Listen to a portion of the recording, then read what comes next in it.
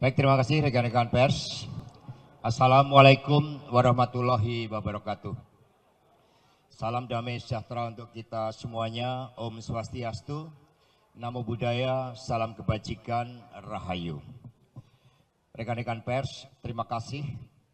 Dari persidangan tadi kita sudah bisa menyaksikan bahwa yang pertama, alhamdulillah terkait dengan tuduhan obstruction of justice itu tidak terbukti karena memang sejak awal seluruh kesadaran yang dimiliki oleh kader PD Perjuangan adalah setia pada hukum, tidak menghalang-halangi seluruh proses hukum. Kemudian yang kedua, terhadap tuduhan suap, saya dinyatakan bersalah.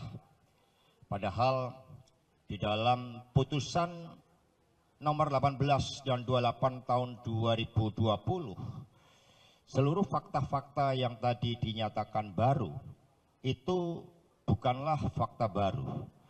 Karena sangat jelas keterangan saudara Saiful Bahri Doni Tri Istiqomah di dalam persidangan ini juga seluruh sumber dana berasal dari Harun Masiku. Termasuk ada suatu fakta yang sangat penting bahwa dana dari Harun Masiku tahap pertama itu bukanlah 400 juta sebagai hasil otak-atik Gatuk 600 dikurangi 200 menjadi 400, tetapi adalah 750 juta. Dan itulah yang kami tegaskan di dalam pledoi juga di dalam sidang nomor 18 dan 28 tahun 2020 tersebut. Sehingga total dana dari Harun Masiku itu ada 1,5 juta.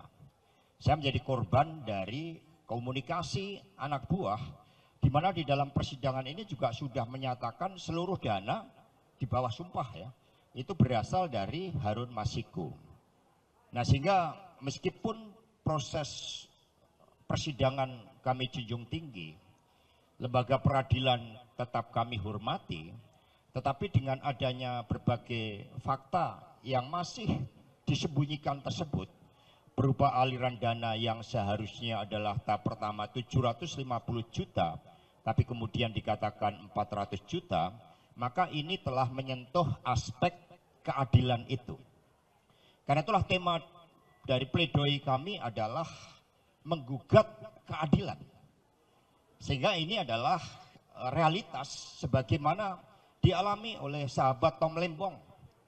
Bagaimana hukum telah menjadi alat kekuasaan. Karena sejak awal, bahkan beberapa hari yang lalu, saya sudah mengetahui informasi-informasi terkait angka 3,6 tahun sampai 4 tahun. Sejak bulan April. Maka saya memutuskan saat itu karena putusan yang merupakan aspek kekuasaan itu ada, tidak bisa saya hindari. Sebagaimana Tom Lembong juga tidak bisa menghindari, sebagaimana mereka-mereka mencari keadilan juga tidak bisa menghindari. Maka saya sudah mengantisipasi dengan cara apa? Saya bulan Juni kemarin sudah diterima sebagai mahasiswa S1 Hukum. Karena saya menghitung itu. Menghitung bahwa bulan April saya sudah mengetahui adanya tuntutan sekian, adanya hukuman sekian. Maka risk responnya adalah, karena ini kekuasaan, saya mengambil kuliah S1 Hukum dan sudah diterima. Sehingga ke depan nanti saya bisa seperti Mas Febri, Pak Maktir, Prof Todung, menjadi pejuang-pejuang pembela keadilan, juga Bung Roni, teman-teman PH semuanya yang telah bekerja luar biasa dengan menjadi lawyer yang akan membela pihak-pihak yang menjadi korban ketidakadilan dari kekuasaan khususnya wong cilik. Karena itulah terhadap putusan tadi, ya saya terima dalam konteks bahwa ini adalah ketidakadilan. Bahwa tema menggugat keadilan itu akan selalu relevan. Apalagi ini berkaitan juga dengan agenda konsolidasi partai. Sejak awal dikatakan bahwa ada yang mau mengganggu Kongres PDI Perjuangan.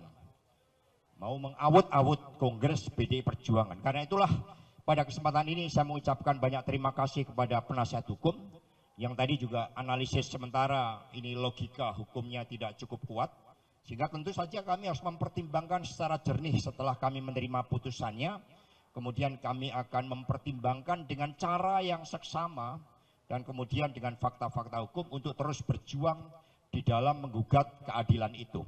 Nah, kepada seluruh simpatisan, anggota dan kader PD Perjuangan, kami mengucapkan terima kasih.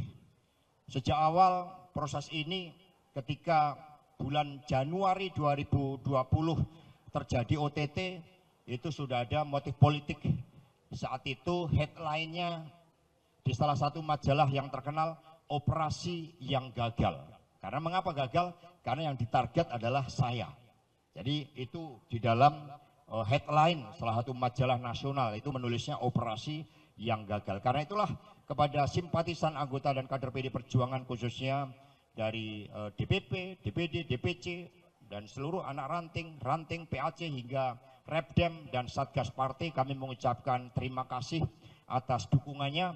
Dengan putusan ini kepala saya tegak karena kita terus akan melawan berbagai ketidakadilan itu. Kita akan menggugat keadilan agar cita-cita keadilan sosial bagi seluruh rakyat Indonesia betul-betul dapat terwujud. Jadi maju tak gentar, kita tidak boleh menyerah, dan saya akan gunakan setiap waktu, setiap detik sebagai karunia Tuhan di dalam memperjuangkan keadilan bersama dengan seluruh komponen masyarakat yang lain, karena kasus yang dikaitkan dengan saya, teman-teman pers, rakyat Indonesia boleh melihat putusan nomor 18 dan 28 tahun 2020, hal-hal terkait dengan dana 800 juta, 50 juta, 400 juta, semuanya sudah clear dan tidak ada kaitannya dengan saya, apalagi ada suatu motif.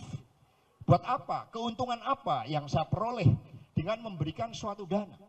Maka catatan di dalam persidangan ini, dalam pledoi kami bahwa Saiful Bahri saat itu juga mendapatkan intimidasi karena ketika dia diperiksa sebagai saksi dalam situasi dia tersandera oleh kasus-kasus akibat penggeledahan, ditemukan 2 senjata api di rumah mantan istrinya. Demikian pula Wahyu Setiawan juga ditekan, diancam TPPU, tindak pidana pencucian uang. Saudara Hasyim Asyari juga diancam berkaitan dengan sewa private jet. Fakta-fakta itu ternyata tidak menjadi pertimbangan. Namun sebagai proses hukum kami hormati, tetapi keadilan tidak akan pernah lari dari setiap upaya untuk memperjuangkannya. Terima kasih, dan selanjutnya dari penasihat hukum kami persilakan. Sekali lagi, jangan pernah menyerah, maju tak gentar membela keadilan. Mari!